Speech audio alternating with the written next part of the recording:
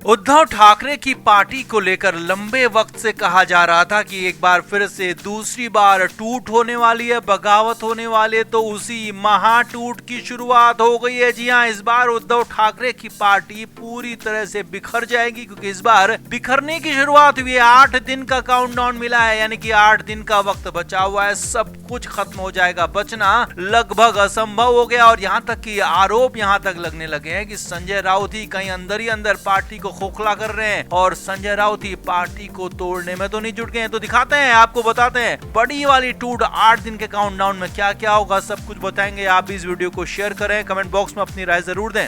तो महाराष्ट्र में शिवसेना यूबीटी के हालात लगभग खराब से बहुत ज्यादा खराब हो चुके हैं। बद से बदतर हर रोज के हिसाब से बिगड़ रहे हैं। नेता कार्यकर्ता बचते नहीं बच रहे हैं, बचाए नहीं बच रहे हैं, और कहें तो हालात ये हैं कि हर रोज कोई न कोई पार्टी छोड़कर जा रहा है। लेकिन हाँ, बड़े लोग, कुछ लोग अभी बचे हुए थे, लेकिन अब कुछ ऐसा होने वाला है कि उद्धव ठाकरे की पार्टी को महा झटका लगने वाला है, और ये झटका देंगे भास्कर जाधव। जी हाँ, कोंकण से शिवसेना यूबीटी के अकेले विधायक भास्कर जाधव के शिवसेना के एकनाथ शिंदे गुट में शामिल होने की अटकलें तेज हो गई हैं, खबरें तेज हो गई हैं। महाविकास अघाड़ी को विधानसभा चुनाव में जबरदस्त नुकसान हुआ था, जिसके बाद से भास्कर जाधव लगातार ठाकरे गुट के नेतृत्व पर सवाल खड़े कर रहे थे। संजय राउत के ही सामने उन्होंने उद्धव ठाकरे पर सवाल खड़े किए थे, उद्धव ठाकरे के नेतृत्व पर सवाल खड़े किए थे, और यहाँ तक कह दिया था कि उद्धव ठाकरे गुट अब कांग्रेस जैसा हो चुका है, जिसमें किसी की सुनी नहीं जाती है और किसी की मानी नहीं जाती है, सिर्फ चलाई जाती है। तो उद्धव ठाकरे को एक तीखा संदेश भी दिया था और साफ साफ बता दिया था कि उद्धव ठाकरे के लिए आगे के रास्ते मुश्किल हो रहे हैं। तो अब